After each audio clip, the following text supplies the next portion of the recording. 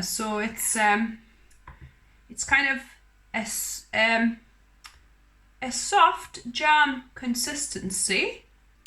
Hello my dear health seekers, Inga from Health Origins here. So we are in sloe berry season here in UK. So I'm going to show you how you can make some delicious sloe berry jam. Let's begin. I've got some sloe berries that I picked and we're going to wash them. So obviously make sure you take all the little leaves out. If any stalks you can see. Any kind of old berries like that have disintegrated. So my sloe berries are now washed. I'm gonna add them, I drained them. There's a couple more stalks I can see. And now I'm gonna put them in the freezer overnight. So you want to freeze them before making the jam. My sloe berries have been in the freezer overnight, so I'm gonna give it a good shake now afterwards. That will help to kind of break the berry skins a little bit more. And then we're gonna put it in my boiling pot. I've got couple, so I'm gonna do the same with both. I'll put my hob on and I'm adding over half a cup of boiling water. You could add cold, but this is just a quicker way of doing it. So this is about 600 grams of sloe berries. So 1 kilogram sloe berries, you need about 1 cup of water. And we're gonna get this to simmer and simmer this on kind of medium low for about 25 minutes. As you can see, sloe berries have started kind of boiling and they're breaking their skins. So I'm gonna put a lid on and gonna let them simmer for about 20 minutes. So this has been cooking for about 20 minutes in total. And be careful, don't do like me, because I didn't actually mix it in between, so it's stuck a little bit to the bottom, but that should be okay. So I've just switched it off now and I'll let this cool down a little bit. The cooked sloes have cooled down, but I'm kind of finding there's not too much liquid, I'm thinking. So I'm going to add half a cup of boiling water to this to just kind of thin it out a little bit so I have a little bit more liquid to work with. And now I've got a glass jug with a sieve that's got, you know, the holes are not super fine. So we're going to get our sloe berries through this sieve to hopefully get the flesh, the pulp out, and leave the stones and the skins behind. So yeah, don't do it like me. Don't let it stick to the bottom of the pan. Mix the sloes every so often and have it on very low. So we'll press the pulp out and all the stones and all the skins will stay behind. So I think this will be good. It's looking dry. So I'm gonna put this away and we've got this sloe juice with pulp left. So we ended up with 1 cup of this sloe juice / pulp, and I put it in a clean pot. We're gonna put it on medium-low heat. And to this, we're gonna add 1.5 times worth of sugar. So because we've got 1 cup of this pulp juice, I'm gonna add 1.5 cups of sugar. So here I've got a brown sugar. So any kind of sugar would work, really. We wanna now melt the sugar and get this liquid to a simmering point. And like to most of the jams and jellies, I like adding quarter of organic lemon, obviously unwaxed. So I'm going to squeeze the juice out. You might want to try and fish out the pips. And then drop the actual lemon in there as well. That will help with pectin, with setting the jam. So the jam has thickened up quite a bit, and so now you could either do a temperature test, so you need 105 degrees Celsius for that set point if you're kind of trying to make a jelly. Or you could also do a cold plate test, but I'm happy with the texture. I can see it's the nice consistency, so I'm just grabbed a clean jar. If you're going to keep this for a while, make sure you disinfect it with some bicarb soda and boiling water, the method I shared with you guys before. But I'm just gonna pour it in, and yeah, so look at this beautiful, rich, dark, rich liquid. Looks fantastic. So I've got about half a litre jug that I've grabbed, but it's just a bit less than that.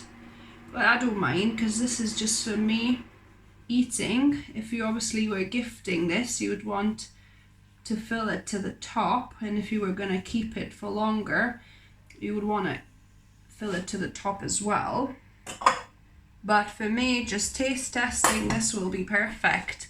So yeah, so I probably got about 350 ml. So a small kind of jam jar would have been perfect here. So I'm gonna put a lid on, and I'm gonna let this fully cool and set.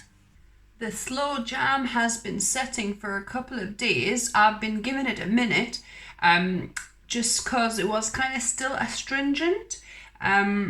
I think the mistake I did was mixing unripe Sloe batch with the ripe Sloe batch, and it ended up being quite a bit astringent. I tasted it, you know, from the pot. So let's see what it's like. So yeah, so it's kind of a soft jam consistency. It's nice. So I've got myself a organic oat cracker with a bit of vegan cheese, and I put a little bit of the Sloe jam on here to try. And now to the best part, taste testing our Sloeberry jam. So I've got some on the spoon, and just try by itself. The texture is kind of like soft jam, and it is still very astringent. Wow, it's quite drying. So apparently it will mellow if you let it sit. If it happens to you, if you let it sit for a few weeks, 2-3 weeks, a month, couple of months even, that should mellow a bit. But my mistake was using a batch of unripe Sloe berries. I think I picked them too early when they were still hard on the bush. So I picked them, I kind of froze them, and I completely forgot about them.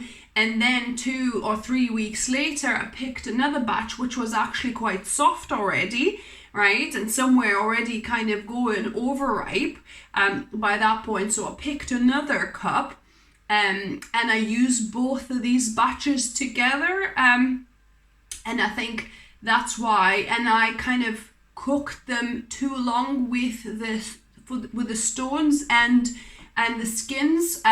So if your Sloe berries are not super ripe, don't overcook them with the stones and the skins on, because you know that kind of concentrates the tannins, that astringent even more.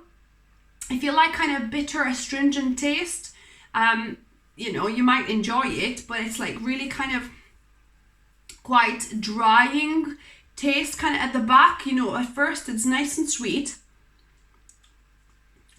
bit of sourness, coming through the sweetness, but then you really feel that kind of astringency, that drying type of sensation, a bit of like almost like bitterness at the back.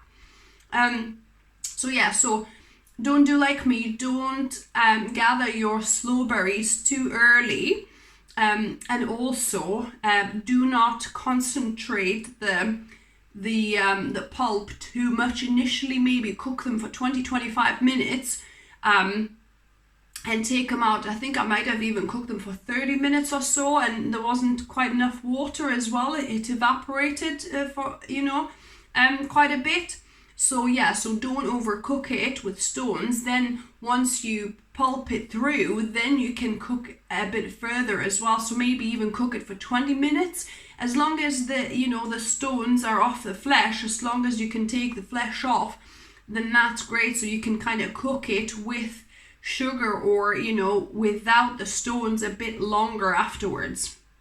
And that apparently doesn't concentrate the tannins too much that way.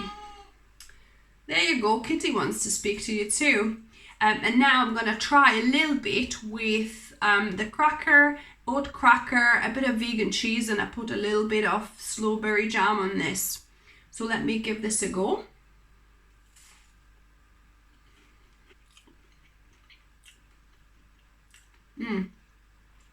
So yeah, definitely better in combination with the cheese, the cracker.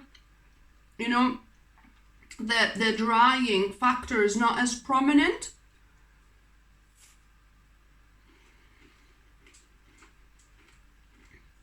Although I can still taste it, it's still quite strong.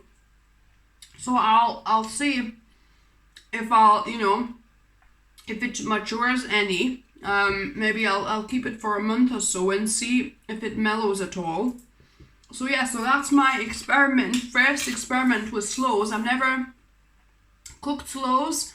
I actually tried to even eat one sloe when it was in a quite unripe state, still quite hardish, and oh my goodness, I was like, I was like spitting for good 5 minutes afterwards because it was so bitter, so sour. It was just, yeah, not something you actually want to eat at all, unripe or raw. You need to cook sloe berries with quite a bit of sugar. So I think the sugar amount is quite right. It's just that bitterness, it's too much because my berries were unripe. So yeah, so make sure you either gather your sloe berries after the first frost, because that's when they're sweetest, apparently the nicest. But this year they've come really early, so it's too far away till first frost. So at least let them soften. So only pick your sloe berries once they are soft on the bush. So I hope you enjoyed the video. Give me a thumbs up if you did. Let me know if you try it, what you thought of it. Did you have that astringent taste? If you're new to the channel, welcome and subscribe for more videos.